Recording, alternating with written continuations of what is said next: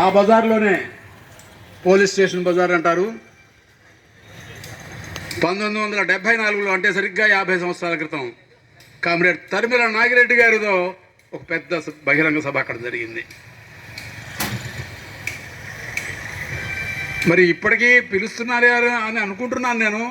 3 బజార్ల అవతల మనకి కమ్యూనిస్ట్ బజార్ అని ఉంది చల్లపల్లిలో. నాకు తెలిసి నేను ఆంధ్ర రాష్ట్రంలో దాదాపు అన్ని జిల్లాలు తిరిగాను, తెలంగాణతో సహా. కమ్యూనిస్ట్ బజార్ అనే బజార్ ఎక్కడ లేదు, చల్లపల్లిలోనే ఉంది అది. ఎందుకంటే దీనికి అట్లాంటి కమ్యూనిస్టులకి కంచు కోటలాగా, అంటే ఒక పక్కన జమీందారు కోట ఉంటే ఇంకొక పక్కన కమ్యూనిస్టులు కూడా ఇక్కడ ఒక కోట కట్టారు, ప్రజల యొక్క కోట కట్టారు ఇక్కడ.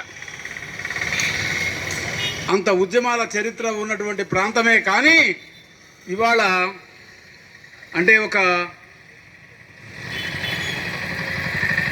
చాలా విపరీతమైన పరిస్థితి వచ్చింది.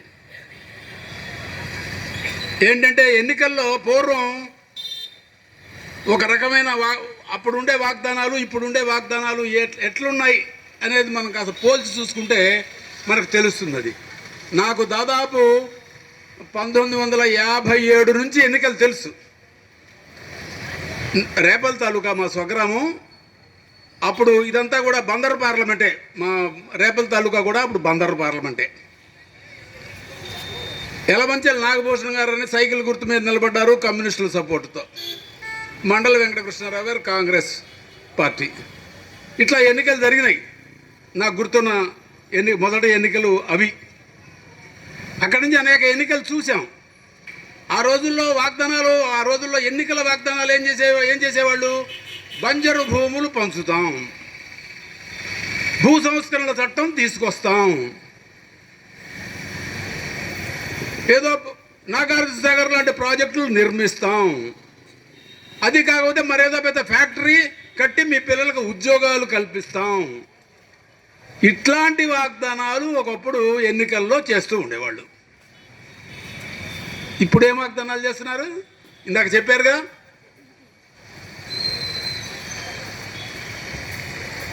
అంటే ఒక చిన్న కథ నాకు గుర్తొస్తోంది.